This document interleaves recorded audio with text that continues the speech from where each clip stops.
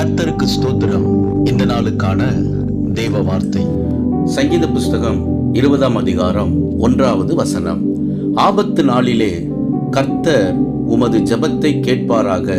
இந்த நாளின் தேவ வார்த்தையின்படி ஆண்டவராகிய இயேசு உங்க ஜெபத்திற்கு பதில் தந்து ஆசீர்வதிப்பார்.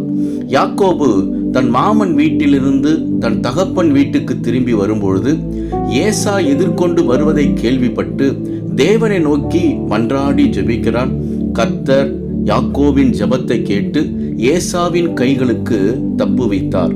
அன்பானவர்களே, கஷ்டங்கள், சோதனைகள் மற்றும் இக்கட்டான சூழ்நிலைகளில் நம்முடைய ஜெபங்களை தேவன் செவி கொடுத்து நமக்கு தகுந்த நேரத்தில் உதவி செய்கிறவராய் இருக்கிறார்.